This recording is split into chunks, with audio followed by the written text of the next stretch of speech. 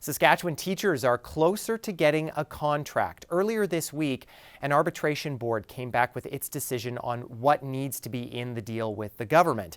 It includes a stipulation that class complexity must be addressed, something the Saskatchewan Teachers Federation made a priority during bargaining. Now, teachers' unions in other provinces, like British Columbia, have been successful in getting class complexity negotiated and implemented.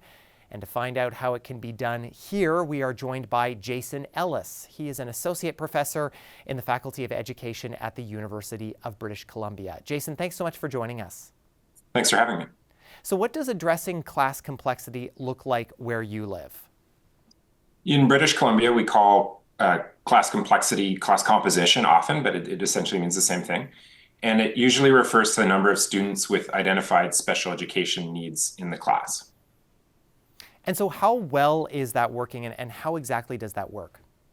It works in that the 60 different collective agreements that British Columbia teacher union locals have negotiated with the Public School Employers Association.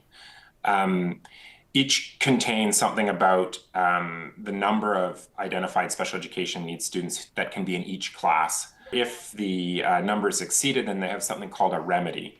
And the remedy either provides support for the teacher to purchase materials, non-enrolling teacher support for the teacher, or something, or some other measure to sort of account for the complexity.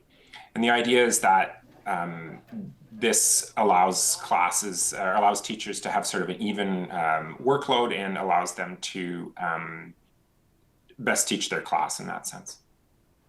So the arbitrator's report in Saskatchewan mentions class complexity, but it doesn't really seem to mention anything specific about class size. So how is that kind of tied in, and is that part of complexity? In British Columbia, it would be treated somewhat or very differently than complexity, and it simply refers to the number of students in the class. And so the collective agreements often cap that number at, say, 19 for kindergarten, 20 for grade 1, and so on.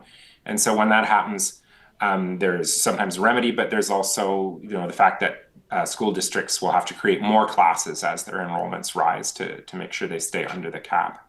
In some other provinces, those classroom caps are in legislation. For those who say, classroom complexity is something that has to be done outside of the bargaining table, what's your message to those people, especially living in a province that has seen something like this negotiated?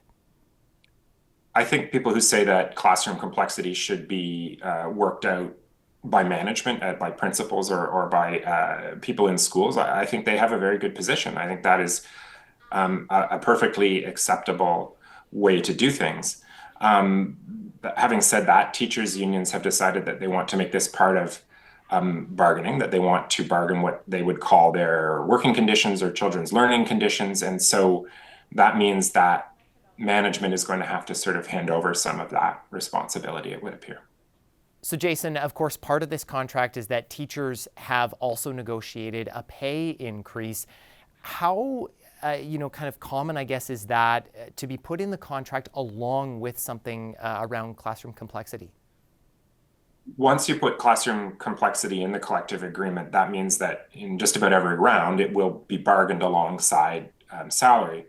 And, to the extent that bargaining is a zero-sum game, when you give more attention to complexity or to class size, that increases costs. You have to add more teachers to the system. And so when the number of teachers increases, individual teachers may not achieve the same sort of salary gains that they would hope for. As I said, there's only so much money to go around, right? So there's some thought that there's a bit of a trade-off here between class size and complexity and salary. All right, Jason, thank you so much for your time. Thank you very much.